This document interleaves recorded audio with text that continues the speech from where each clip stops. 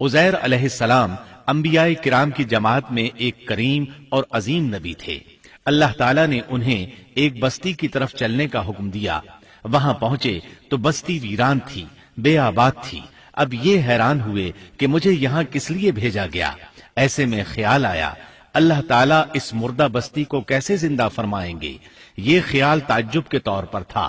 اللہ تعالیٰ سورۃ البقرہ آیت 259 میں فرماتے ہیں، أو كالذي مر على قرية وهي خاوية على عروشها قال أنى يحيي هذه الله بعد موتها فأماته الله 100 عام ثم بعثه قال كم لبثت قال لبثت يوما أو بعض يوم قال بل لبثت 100 عام فانظر إلى طعامك وشرابك لم يتسنه وانظر إلى حمارك ولنجعلك آية للناس وانظر إلى العظام كيف ننشزها ثم نكسوها لحما فلما تبين له قال أعلم أن الله على كل شيء قدير۔ یا اس شخص کی مانند کہ جس کا گزر اس بستی پر ہوا جو چھت کے بل اوندھی پڑی ہوئی تھی۔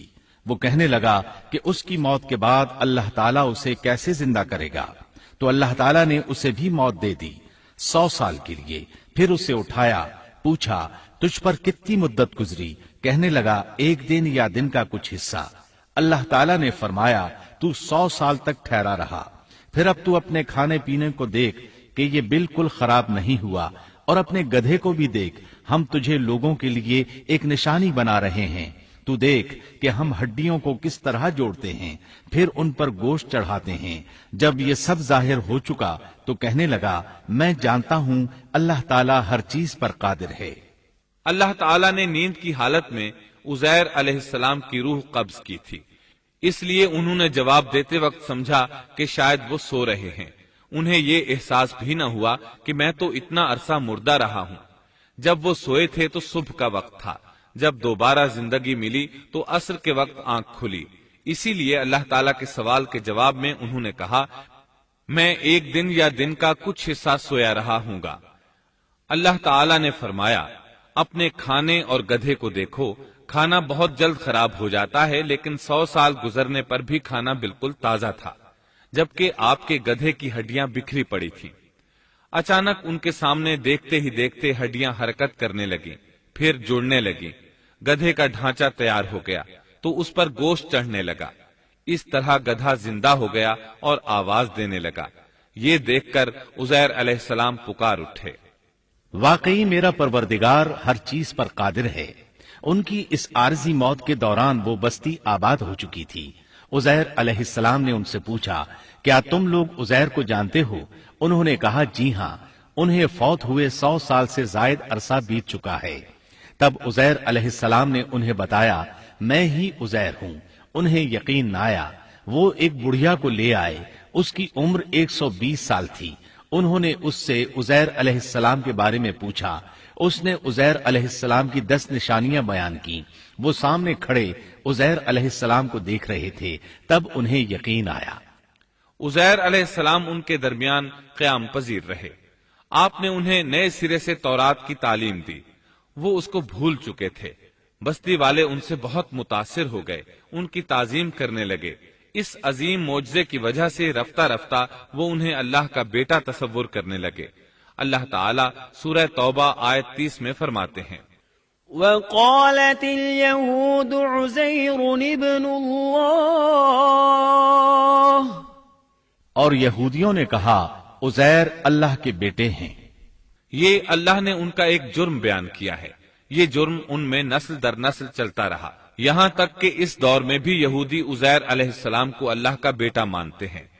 آپ کا نام دیوان مقدس بھی رکھتے ہیں اور کہتے ہیں یہ مقدس ذات کی نسل سے ہے اور معبود ہے۔ یہی ان کا شرک ہے۔ اللہ ان پر لعنت کرے۔ اللہ انہیں اس جرم کی سزا ضرور دے گا۔ इंसान कितने ही बुलंद बाला मकाम पर पहुंच जाए और अल्लाह ताला के साथ उसे ज्यादा से ज्यादा कुर्ब हासिल हो जाए, तब भी वो अल्लाह का बंदा ही रहता है और किसी भी बुलंदी पर पहुंचकर वो अल्लाह या अल्लाह का बेटा नहीं हो सकता, अल्लाह का शरीक नहीं हो सकता। अल्लाह जल्ल शानुहु की जात पाक वहदहु ला शरीक है और बाप बेटे की निस्बतों से पाक है।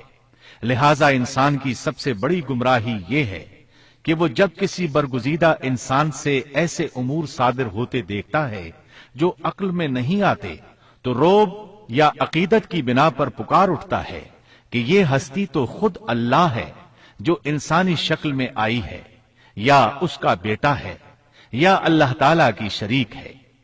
वो ये नहीं सोचता कि बिलाशुबह इन वाकयात का जारी होना अल्लाह की ताकत के जरिए है, जो बतौर निशान उस बरगुजीदा इंसान के हाथों जारी हुए।